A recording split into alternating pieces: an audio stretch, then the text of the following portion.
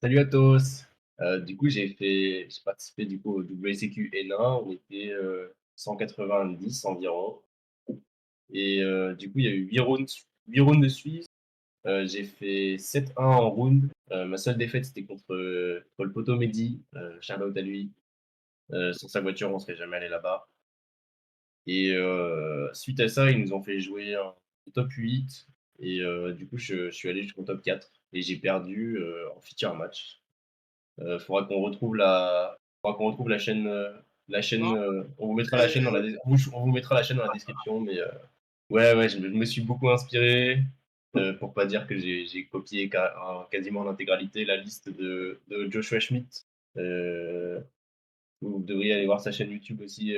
C'est des super contenus compétitifs. Mais c'était la liste où il a fait 9-0, un régional de 300 personnes, je crois, en Allemagne. Et j'aimais beaucoup la liste parce que elle est assez simple, elle joue beaucoup de power cards, sont très versatiles, des cartes comme contrôleur d'ennemis, comme Cosmic, changement de cœur, et ouais, je vous spoil un peu la deck. Mais ouais, j'aimais, j'aimais beaucoup cette liste-là plutôt que les listes Runic ou Live Twin ou autres, parce que je trouve elle joue très peu de briques. Euh, Même si même s'il y a des power spells qui sont pas activables en first, le deck il est vraiment basé sur le grand game et du coup on va toujours au deuxième, troisième, quatrième tour et du coup on peut vraiment utiliser les power spells à leur plein potentiel. Ouais, du coup, on joue l'Engine Sprite classique. La seule inclusion que moi j'ai faite, c'est de jouer Pixies. Parce que vu que c'était un régional, j'avais peur de tomber sur des decks Towers type Attic Mister et autres, et de pas pouvoir gagner la game 1. En vrai, il m'a un peu servi. C'est une carte qui est relativement versatile. Après, je pense que c'est quasiment toujours un auto-side en going second. Mais voilà, c'est la seule différence sur l'engine avec la liste de Schmidt. Euh, Ensuite, on joue Castor comme normal summon parce qu'il marche aussi sur le grève, donc c'est toujours une bonne attaque avec Toad. Et je joue pas Dupe parce que c'est une brique. Et ça apporte pas assez sur le board. Et je joue Ronin, ouais, c'était le dernier week-end. C'est pour ça en partie que j'ai choisi le deck parce que j'avais pas mal playtest et au final j'avais pas joué ça à l'Europe. Et du coup je me suis dit que ce serait bien de faire au moins un tournoi avec le deck et du coup enfin avec le deck quasi full power. On n'a pas les, enfin, le deck sera jamais vraiment full power parce qu'il y a des cartes qui ont été bannies avant Darkwing Blast. Mais bon, en même temps, c'est normal. Si le deck il avait été full power en intégralité, je pense il aurait été inarrêtable. Du coup, ensuite, on joue Contrôleur d'ennemis, une de mes cartes préférées, enfin qui est vite devenue une de mes cartes préférées parce que c'est super versatile. En gros, ça vous permet de dodge des effets comme Dragostapelia ou Solik ou même un Perm Veiler, des choses comme ça. Et en plus, ça vous aide à break le board. Et en going first, il y a beaucoup de decks qui ont du mal quand tu gères leur normal summon. Donc soit avec Smashers, soit avec Contrôleur. Et du coup, en général, ils sont prêts à jouer autour de Smashers, mais pas à jouer autour de Contrôleur par-dessus. J'ai volé des Sprite Elf, j'ai volé des Link 3 into, je faisais Access Code pour clear le board. Et puis en plus, c'est comme c'est une vieille carte, c'est pas once per turn. Du coup, même en multiple, elle est pas trop mauvaise du moment que tu peux générer des monstres. Je jouais Dark Ruler à la place de Talent. Il y a deux raisons. La première, c'est que j'aime pas Talent parce que j'aime pas le fait qu'elle soit aussi conditionnelle et j'ai pas beaucoup de end trap de tout le tournoi des 10 rounds que j'ai joué. J'ai souvent fait des gigantiques pas protégés via Red ou Carotte et enfin, les faits passés, j'ai surtout pris des décros et éventuellement à permanence. Euh, donc je suis pas franchement mécontent de ne pas avoir joué talent. Après, je pense que Dark Ruler, c'était la carte la plus faible de mon deck. Parce que enfin, j'étais pas, franchement pas content en la voyant going first, contrairement à Mind Control ou Change of Heart. Mais Bon, je crois elle me fait une game en top 8, donc on va dire que elle a été rentabilisée. Ensuite, du coup, pour la même principe que contrôleur d'ennemis, on est là pour voler des monstres. Euh, c'est pour Marwan, bien sûr. Du coup, ça tire à balles réelles par ici. Non, plus sérieusement, j'adore Change of Heart. La carte, elle est trop bien toute la journée. Parce que je la pioche, enfin, je l'ai toujours pioché dans des scénarios où vraiment elle changeait la game. Je pense, Mind Control, je pense que sur le principe, c'est la même chose, mais j'ai jamais, enfin, c'était toujours changement de carte qui était en main à ce moment-là. Il y a quand même le fait de pouvoir attaquer avec le monstre, c'est utile parce que ça permet de sortir des OTK de nulle part. Ça permet, si tu voles un gros monstre, d'ailleurs, tu peux l'utiliser pour clear le board adverse. Donc, c'est vraiment très solide. Call by, bon, rien à dire sur la carte. Je sais pas pourquoi elle a toujours pas été bannie, mais je joue 2 prospects. Du coup, je crois que Schmitt, il jouait 3 prospects. Moi, j'ai cut un prospect pour Pixies parce que j'avais pas envie de voir des multiples. C'est une carte que tu peux pas trop activer en mid-game parce que normalement, tu fais toujours prospect pour 6. C'est rare de faire prospect pour 3. Et puis, alors aussi, je crois que j'avais pas accès à 3 prospects. Enfin, je l'ai su après le tournoi, mais la personne qui me prêtait, il m'a dit qu'il en avait que 2 au final. La dernière power spell, c'est Cosmi, parce que je trouve qu'elle est super versatile, going first comme going second, parce qu'il y a il y a beaucoup de sprites en ce moment qui font qui plutôt, plutôt smashers plutôt que de starter et de faire raid, parce que justement, il y a moins d'entrap dans le format. Elle bat des cartes comme Sully.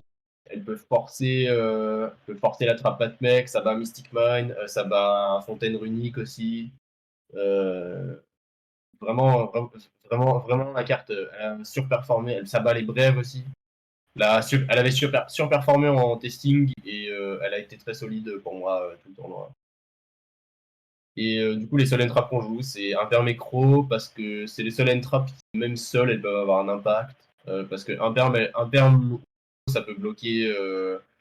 Ça peut bloquer Curious en tout cas empêcher la target de Curious, c'est-à-dire virus ou autre, de toucher le terrain. Et si on les pioche en 6ème, Imperm elle peut être utilisée pour break le board. Et Crow ça interagit soit avec des effets de tir au grève, avec Snow, et ça interagit sur. Si l'adversaire il fait double Toad, tu peux Crow la reborn de Toad. Ça gère une interaction aussi.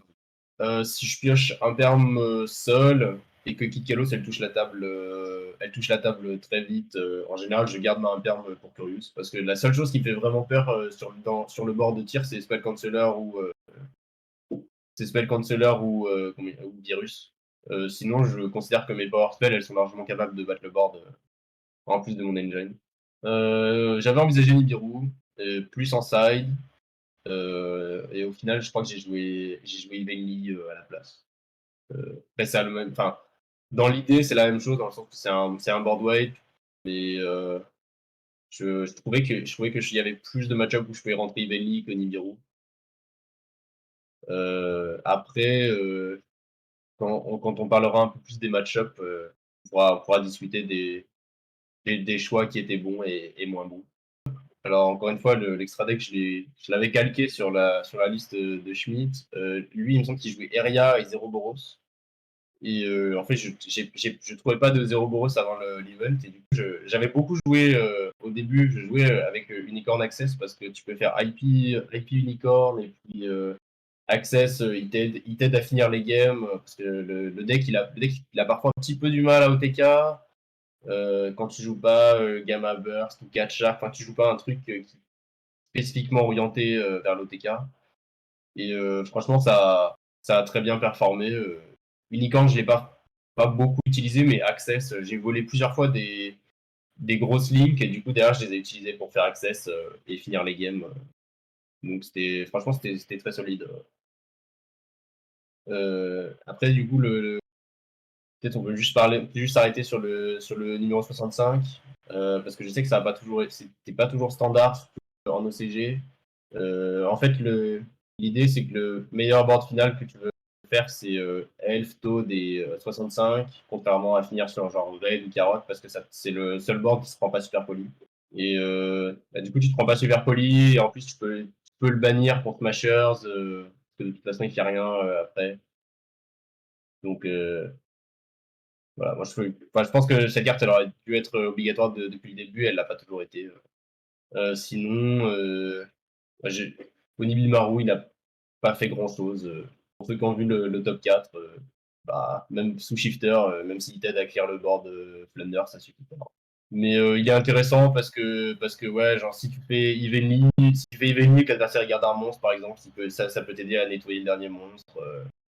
Et puis c'est assez versatile comme carte. Et il y a aussi une interaction avec le deuxième effet qui permet de battre Cherries. Mais j'ai pas affronté, enfin j'ai pas pris Cherries du tout. Il y a quelqu'un qui a essayé de me l'activer, mais il a essayé de faire Cherries alors qu'on contrôlait tous les deux 0 monstres et du coup ça a pas marché. Du coup je pense on va passer rapidement au side. Je pense que là aussi c'est assez standard. J'ai fait le choix de jouer le package Gamma du coup parce que je trouve que c'est la line trap qui a le plus d'impact en étant la plus polyvalente. Parce que sinon Nibiru c'est un impact similaire quand ça se résout, mais je trouve que Gamma ça stoppe plus de decks, ça stoppe des decks du genre Marine 16, Matmeg, des choses comme ça, qui traînent encore dans le format, en tout cas au niveau régional. Et ouais, souvent, enfin, tu négates et détruis leur premier play, sinon c'est très difficile après pour remonter. Bon, je joue Pancra parce qu'il est très fort dans le mirror et c'est très versatile comme carte. Non, j'ai jamais vu du proc. Par contre, une fois, on m'a lâché un Pancra sur moi et c'était difficile, c'était difficile à gérer parce que moi, je joue pas de juke non plus et Pancra, il peut battre deux voire trois interactions du deck en même temps, donc il est vraiment solide dans le match-up. Après, comme je mets une deck déjà 3 cosmiques, j'ai pas trop besoin de jouer beaucoup d'anti-backro, du coup, je joue juste les cartes broken, c'est-à-dire Duster et Reboot. Je joue un deuxième Smashers pour quand je go first ou quand j'affronte des decks backro et que j'ai rien à side out. Et franchement, elle m'a gagné une game contre Runic Min parce que il m'avait fait le saut du maudit là qui dit tu discardes une magie et ensuite tu négates la magie et l'adversaire peut plus activer des cartes du même nom. Et il m'a fait ça sur Duster et sur Cosmic. Et j'avais déjà claqué un Smasher sur une première mine. Et en fait, le dernier Smasher, c'est lui qui me sauve la vie sur la game. Parce que ça me ça. Du coup, c'était mon seul anti-macro qui était encore activable. Donc, bah, je la rejouerai. Franchement, c'est solide. Et puis, quand tu open Smashers et que tu as déjà. Quand tu as accès à ton Engine Sprite, du coup, tu peux tuto un starter pour follow-up au tour suivant. Et comme ça, tu sais que tu as un follow-up garanti. Je l'ai déjà beaucoup vu, comme j'avais vu vers la fin des formats où il y avait des brefs, des gens qui jouaient genre deux Fateful main deck et ça jouait même un deuxième Dracoback side parce que genre ça bat mine et c'est fort au grand game et tout. Et c'est un petit peu le même principe. Au grand game, tu peux remettre en smashers sur l'adversaire et en général ça suffit à finir la game. Du coup, j'avais fait le choix de jouer Ileni que Nib. Du coup, c'était la carte que je rentrais essentiellement contre tir. C'était correct, je l'ai pioché sur le match la rune 8 feature et elle m'a bien aidé. Elle nettoie deux cartes et derrière le reste de ma main fait le travail. Euh, bah, en vrai, il y a beaucoup de decks où s'ils te font un gros board, ton meilleur moyen de passer le board c'est Zeus si t'as pas que ça Eveni.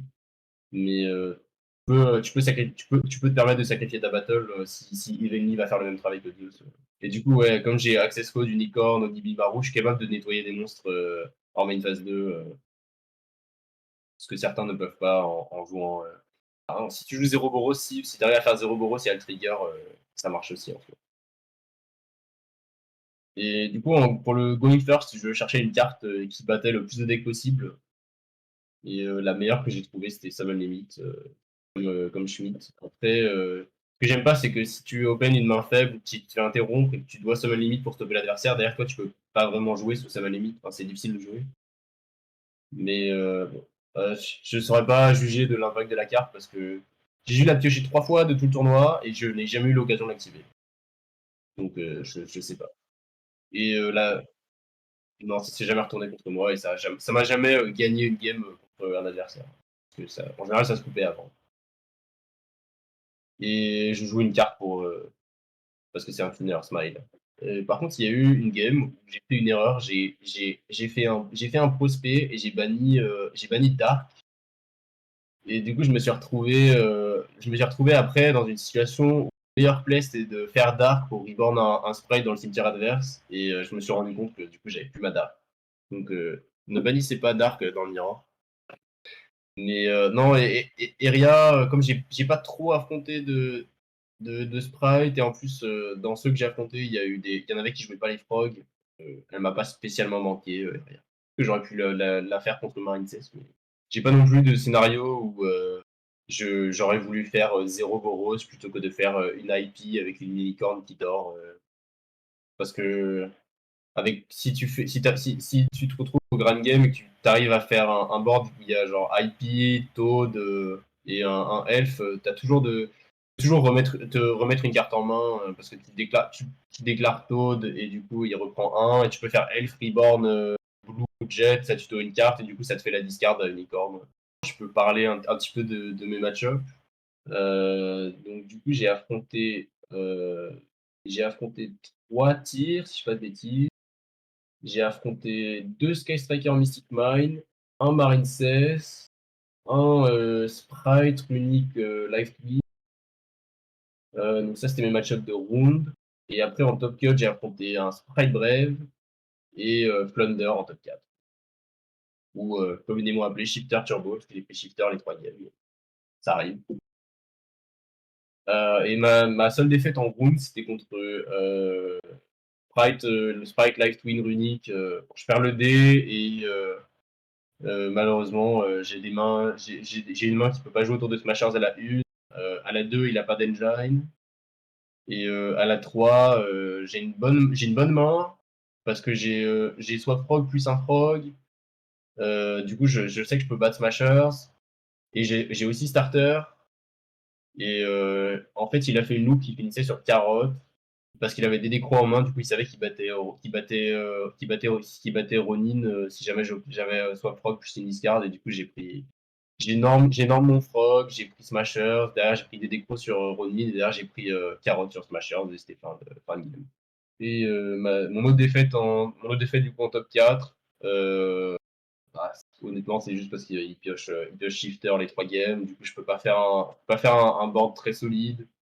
Et bah, derrière il a Map, Bird, Quickspell. Les match-ups les plus difficiles, je pense, c'était Sprite Bref, parce que les Brefs, c'est quand même très, très solide, parce que c'est des gros body, ça fait beaucoup de CA, et t'as pas vraiment envie de faire Toad comment il s'appelle, sur Rite, parce que si jamais il a accès à un deuxième Rite, bah, du coup, t'as rien fait. Et tu peux pas Toad Faithful. Et le truc, c'est que même si tu gères Faithful, derrière, il y a un body à demi, il peut taper ton elf. Et going first, ça protège trop bien la loupe, parce qu'en plus, je joue pas beaucoup d'entrap, du coup, je dois gérer les brèves en plus d'une fight.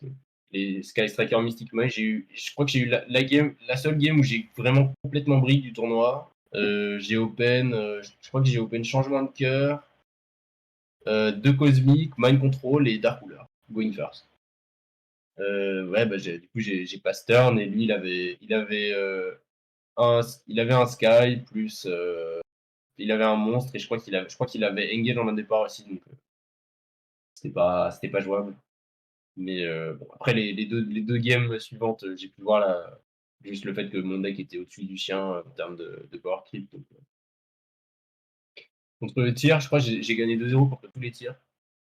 Moi, j'ai eu de la réussite, j'ai toujours open Crow ou Imperm. Quand j'ai affronté tir en going second. Et en going first, je me suis jamais pris une Avnis sauvage qui tente de faire des plays pendant mon T0. Et j'avais toujours de quoi survivre au moins le tour. Et après, au grand game, enfin, mon deck est meilleur que le sien au grand game. À partir du moment où il peut pas me tuer et pas me mettre un board impassable, c'est toujours moi qui gagne. Voilà un peu ce que je pouvais dire sur les match-ups. Je sais pas ce que je vais jouer sur le prochain format parce que le power level de Sprite il est quand même bien descendu de par le fait que juste avoir un accès à Gigantic ça devient plus de Negate plus Smashers et je suis pas un fan de tir à cause de Dweller dans le Mirror donc je sais pas du tout ce que je vais jouer prochain format. Euh, je, je serai au WCQ d'Ultra Jeu la semaine prochaine, ou en tout cas le week-end du 8, et je serai à Utrecht normalement. Je pense que c'est un format, il n'y a pas de grands changements entre le format précédent et celui-ci. Ce n'est que les top decks se sont fait un peu nerf. Ça reste les meilleurs decks, mais le ceiling des decks il est plus faible, et du coup ça veut dire que qu'il va y avoir plus de decks rogue et tier 2 qui vont monter en puissance. Après, c'est une bonne comme une mauvaise chose, parce que du coup, c'est plus difficile de se préparer pour un event. Mais je pense que ce sera un format un peu plus interactif. Il y a juste, je pense, Runic et des variantes de Mystic Mine qui seront toujours peu interactifs, mais visiblement, Mystic Mine Ulti arrive dans l'OTS 20. Hein. Sinon, je ne vois pas comment elle a pu rester à 3 copies. Voilà. Merci à tous. Et puis à très vite pour une nouvelle vidéo.